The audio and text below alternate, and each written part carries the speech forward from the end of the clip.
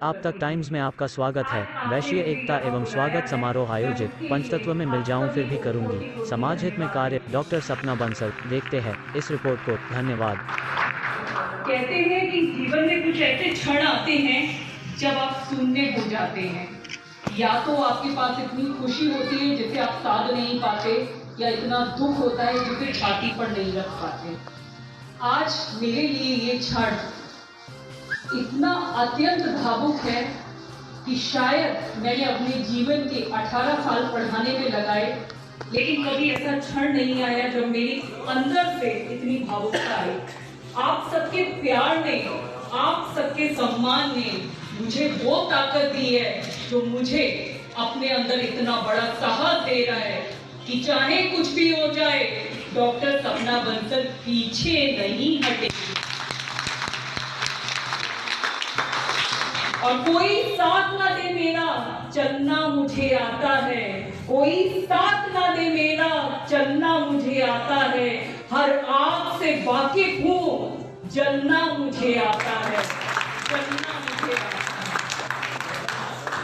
अपने परिवार में हूँ, परिवार का हिस्सा हूँ। इससे बड़े क्या सौभाग्य की बात होगी कि मेरे परिवार ने जो मेरा सम्मान किया है।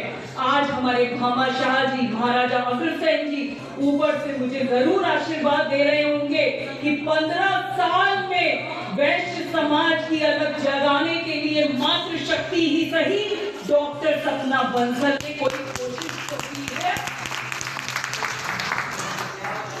मेरे मन में विचार भी आया।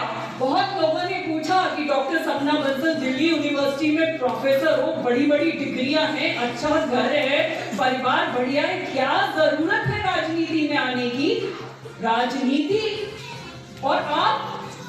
मैंने कहा मेरे समाज यदि एक हो जाता है, मेरे परिवार के लोगों को यदि जागृति आ जाती है कि 15 साल में ही सही राजनीति से यदि मेरे समाज की भागीदारी होती है, तो यदि मैं इस पंचतत्व में विलीन भी हो जाऊं, मुझे मृत्यु भी आ जाए, तब भी मेरे लिए सौभाग्य की बात होगी कि अपने समाज के लिए मैंने कुछ प्रयास तो किया। मैं आप सबके सामने एक वाक्य जरूर बताना चाहूंगी कि राम सेतु जब बन रहा था, हम भगवान श्री 35वीं पीढ़ी के वंशज हैं। हम जो वैश्य समाज है वो भगवान श्री राम के वंशज है। जब राम सेतु बन रहा था तो सभी लोग नल और नील प्रयास कर रहे थे। उस गिलहरी ने जो कहा कि कल जब इतिहास लिखा जाएगा तो मैं बनाने वाले में होंगी, ना कि बिगाड़ने वाले में। जाना ही सही, समाज का एक छोटा सा हिस्सा ही सही, पर प्रयास कर रही हूँ कम से कम वो लोग जो घरों में बैठे हुए हैं वो ये सोच लें कि वैश्य समाज अब झुकने वाला नहीं है, अपनी ताकत दिखाने वाला है।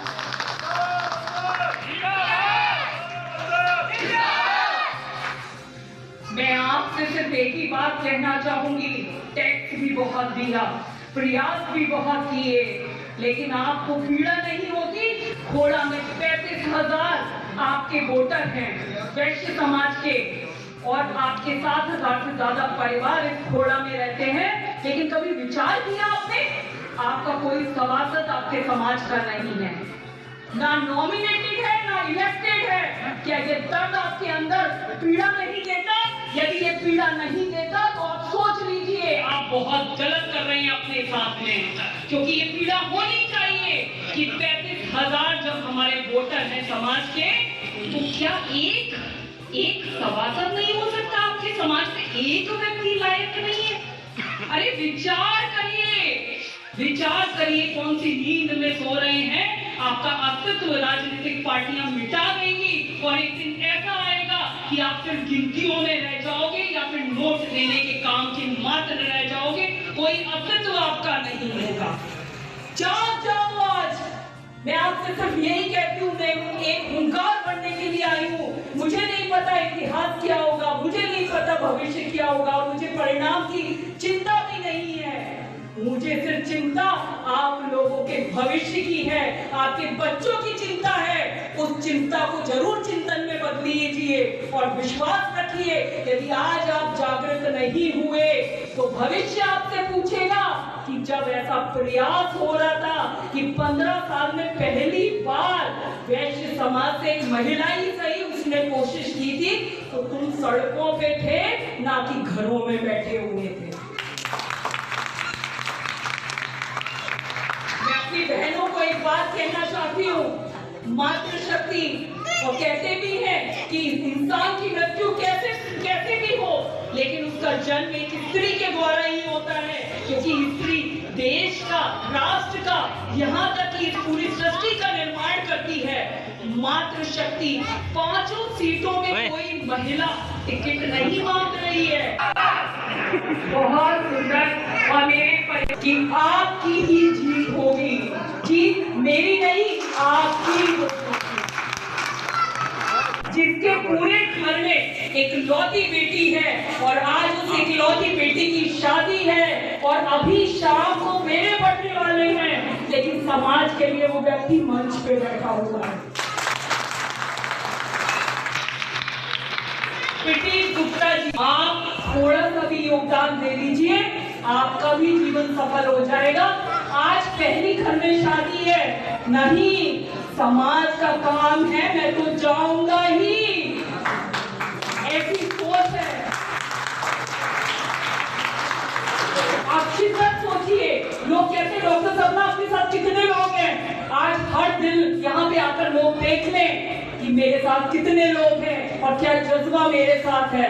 पूरा का पूरा खोड़ा ही नहीं, पूरा साहिबाबाद यहाँ तक कि गाजियाबाद तक मेरे साथ में।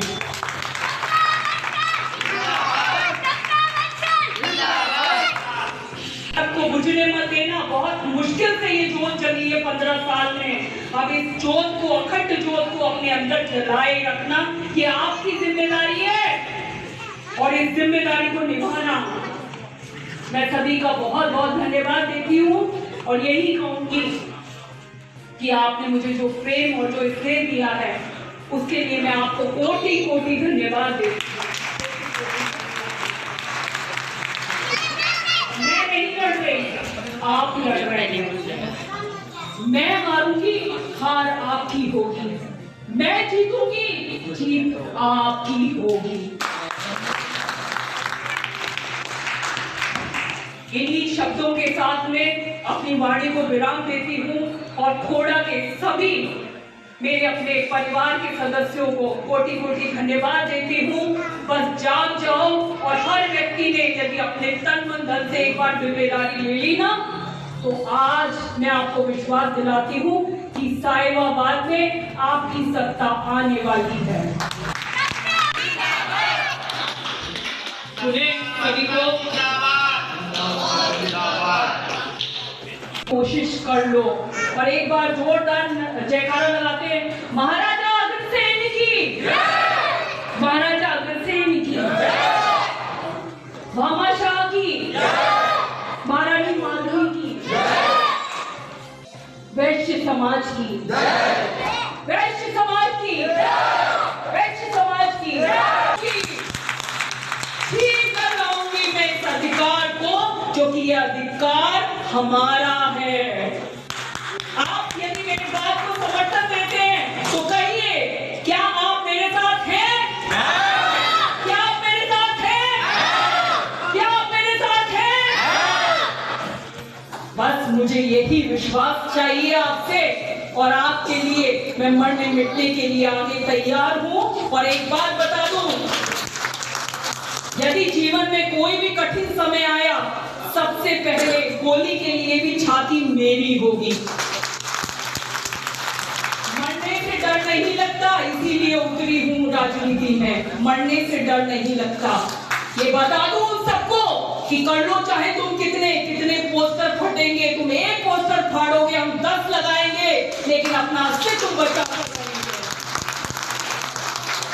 और मुझे परिणाम की चिंता नहीं है, क्योंकि कहते भी हैं कि जब कोई सरफरोशी की तमन्ना अब तो हमारे दिल में है और देखना है जो बाजुए कातिल में है।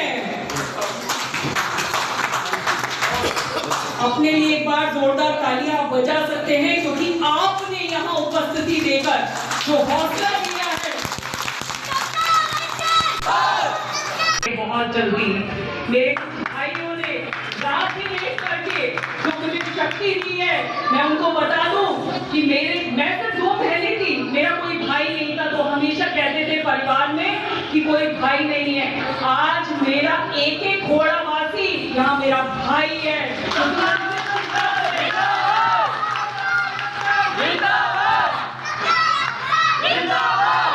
80% जो पॉपुलेशन है वो मेरे पिताजी के पैतृक गांव से है। ये मेरे लिए कितने सौभाग्य की बात है कि मैं उस जगनेर की भी बेटी हूँ जो खोड़ा में वास करती है।